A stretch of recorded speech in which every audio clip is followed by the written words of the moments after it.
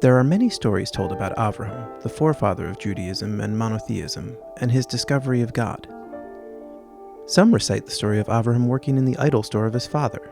The little boy Avraham chopped down all the idols with an axe. When his father came in and asked him what had happened, Avraham blamed the statues in the store.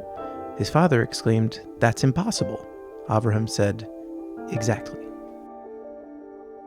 Another story features an older, more mature Avraham seeing a castle and wondering who built it. If the castle had a builder, surely, he reasoned, must the world. But the Torah doesn't begin with either one of these stories. In fact, it doesn't begin with Avraham's discovery of God at all. When Avraham is introduced, it is with God calling out to him to leave the land of his father and build a new home and a new nation. Why doesn't the Torah share the story of Avraham's discovery of God? Throughout the course of human history, philosophers, theologians, thinkers, and regular folks have all grappled with the question of God's existence. How can we discover God?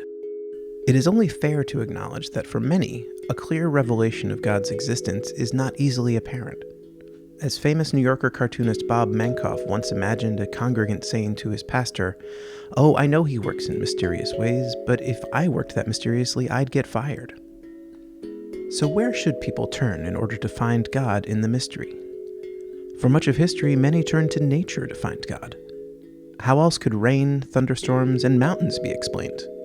Others turned to cosmology and the very existence of the universe, asking a question described as being so profound it would only occur to a philosopher of metaphysics, yet also so simple that it would only occur to a child.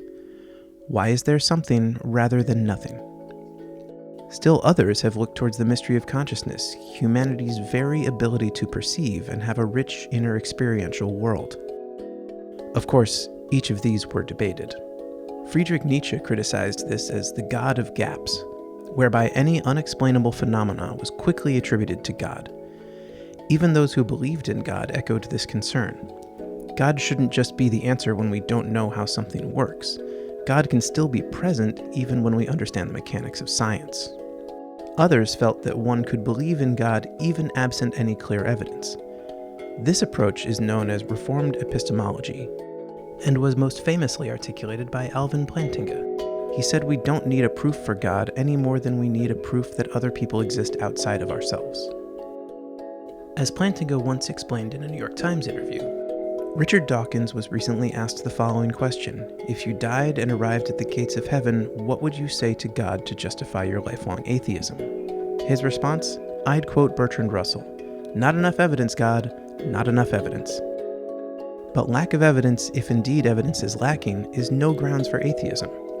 No one thinks there is good evidence for the proposition that there are an even number of stars, but also no one thinks that the right conclusion to draw is that there are an uneven number of stars.